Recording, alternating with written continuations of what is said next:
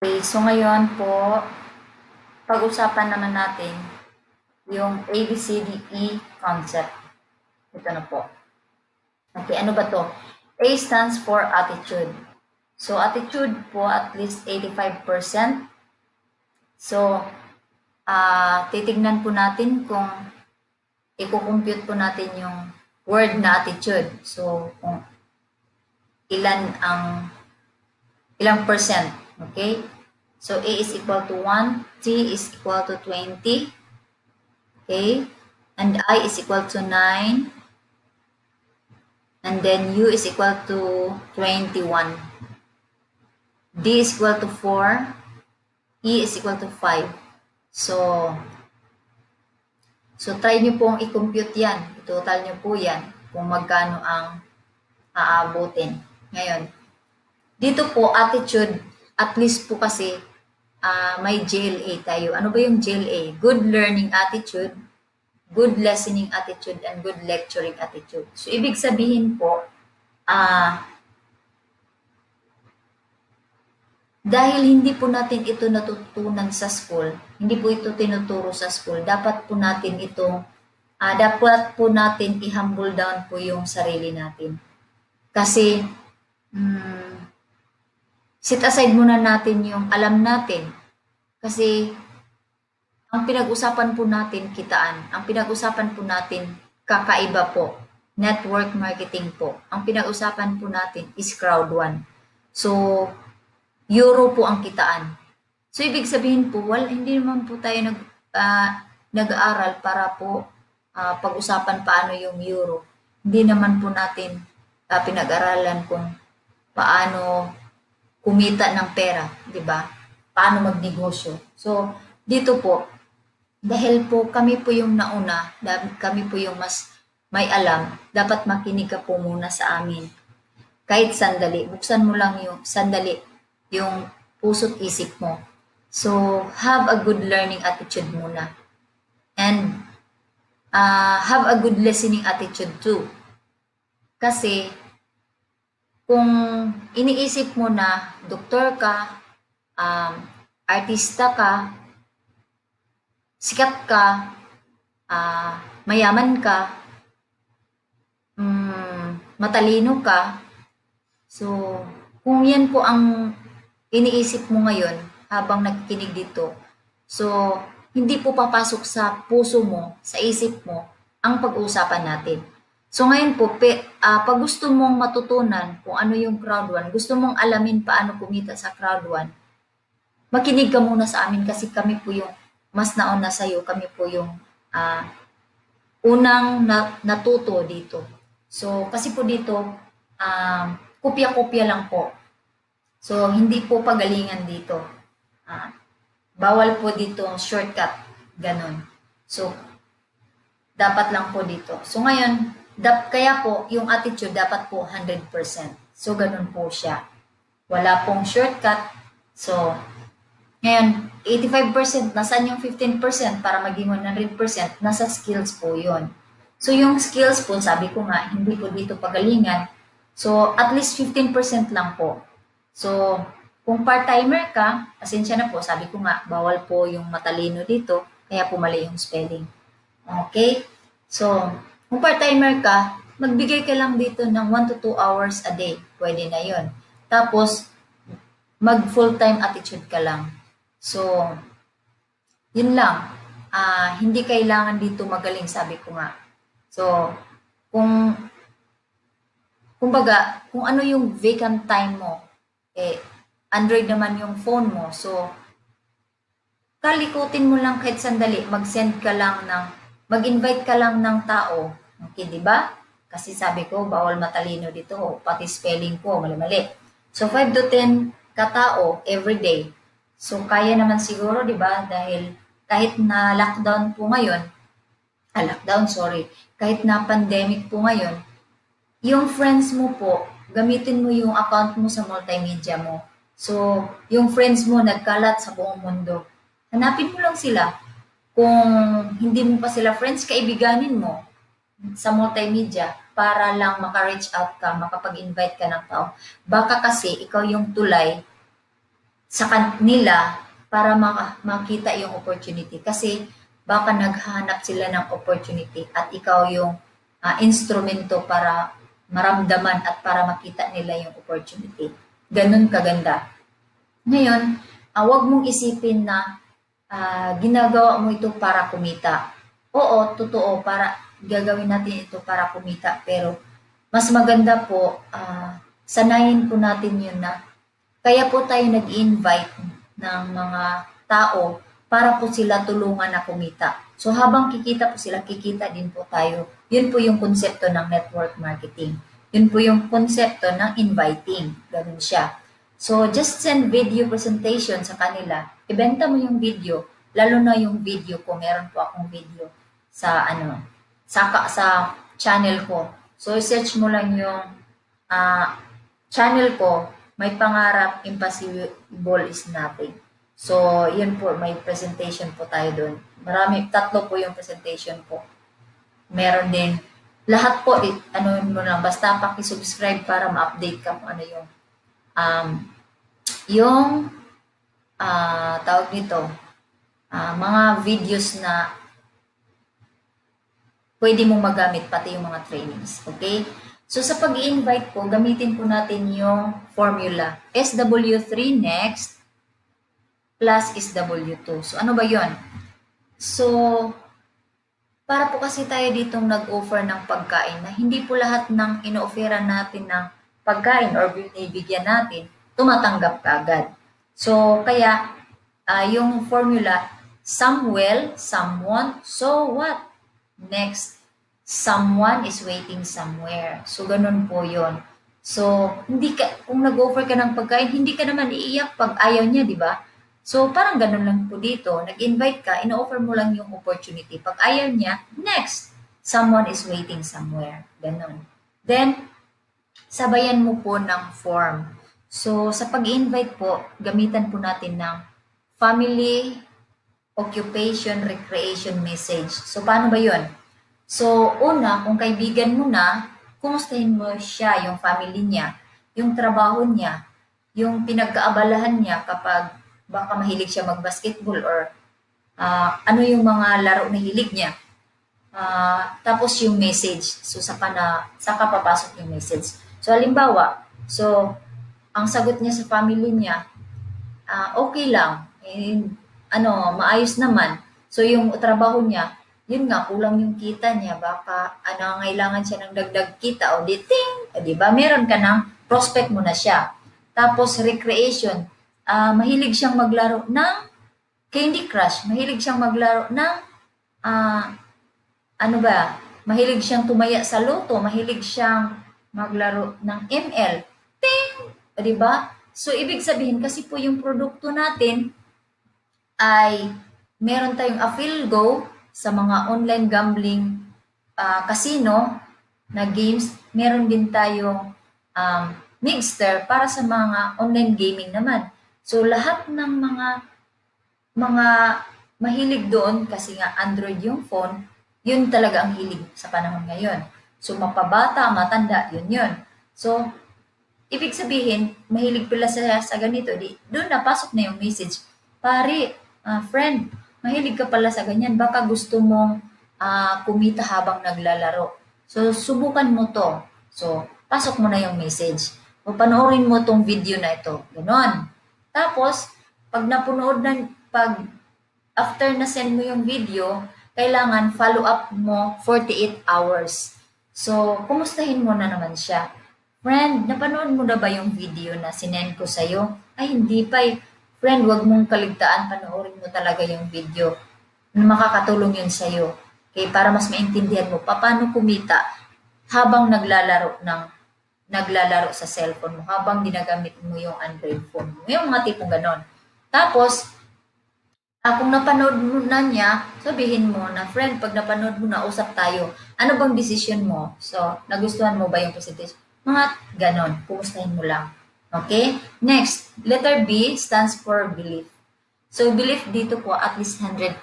So, saan ka tayo mag-believe? Dapat believe tayo sa company na talagang yung kumpanya po ay magbibigay sa atin ng tulong para umangat sa buhay. Next, yung produkto. Totoo na yung produkto ay nagbibigay kita sa atin at sa kumpanya. Number 3 is ang marketing plan. Na totoo lahat tayo pwedeng kumita. Okay? Binigyan ng chance na kumita. Next, upline. So, sino ba yung upline? Yun po yung tao na kinukulit ka. Yun po yung taong nag-invite sa'yo. Yun po yung upline mo. Or sponsor mo. So, sila po yung mag-guide sa'yo. So, hindi po natin sila boss. Sila lang po yung mag-guide. So, kung may mga katanungan ka, pwede mo silang tanungin. Kung hindi nila masagot, kasi baka bago pa lang din, kasabayan mo lang. So, meron din yang may nag-invite sa kanya. So, ibig sabihin, yun yung upline ng upline mo. So, pwede kang magtanong doon. Dapat kilala mo yung mga ka-teammates mo sa negosyo, yung mga business partner mo. Next, yung downline. Sino naman yung downline? Dapat may tiwala ka rin sa downline mo. Yung inimbita mo, yung client mo, yung first, yung ano mo. So, dapat may tiwala ka, hindi yung ano ba itong downline ko? Sinabing manood ng video, ayaw panoorin. So, nag-a-adjust pa kasi yun. Kaya, napakatangingot. Mga tipong ganon. Huwag ganon. Kasi, yung downline mo, business partner mo yan, inimbita mo nga siya kasi gusto mo siyang tulungan. Kaya wag mong sabihin, wag kang magsabi sa kanya ng masama. Ganon. Next is yung crossline. So, sino naman yung crossline mo? Yun po yung business partner mo or teammates mo na hindi ikaw ang nag-invite, pero ang nag-invite is yung upline mo, yung nag-invite sa'yo.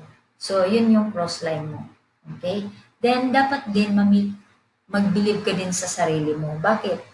Kasi sino pa ang maniniwala sa'yo kung ikaw mismo wala kang tiwala sa sarili mo na kaya mo ang negosyong ito. Na wala kang believe sa sarili mo na pwede kang kumita dito. Okay, di ba? So, dapat maniwala ka sa sarili mo. Next, above all, dapat magtiwala po tayo sa Panginoon. Bakit? Kasi po lahat po ng meron tayo ay galing po sa Kanya. So ano po yung hinihingi natin, siya po ang nagbibigay niyan. So yung opportunity, instrumento lang po ako, instrumento lang po yung mga taong lumapit sa'yo para po makita mo yung opportunity kung gaano kaganda. At si God po ang nagbigay niyan. So dapat po magtiwala tayo kay God. Okay. Next, commitments. So, at least po dito, 1 year. So, wala naman po siguro nakipag-commit sa, halimbawa, sa isang relasyon, nakipag-commit ng 1 hour lang, 1 day, or 1 week lang, or 1 month lang. Diba? So, pag sinasabing commitment, for life yan. Pang lifetime. Okay? So, dito po, subukan po natin. Subukan natin at least 1 year. May mga tao po kasi na ang commitment nila, I'll try, subukan lang daw nila. So, nung may nagsabi sa kanila na, ay, proud ones ka man yan. Kasi ganito, kasi ganyan. So, yun, nung narinig nila, yun, minto na. Kasi, may nagsabi sa kanilang, scam daw. Eh, sila mismo, hindi nila diniscover, hindi sila nag-explore. Kaya ganun. So, yun. May iba naman na yung commitment, I'll do my best. So, grabe, mataw sila, nag-invite. No? Tapos, nung sinabi na residual, mag-release na ng first release na ng residual, nung nakita nila na hindi pala ganun kalaki yung ini-expect nila, ayun na, nawala. Nagsi-alisa na. Kasi, yung yung commitment nila, I'll do my best. So, what if your best is not good enough?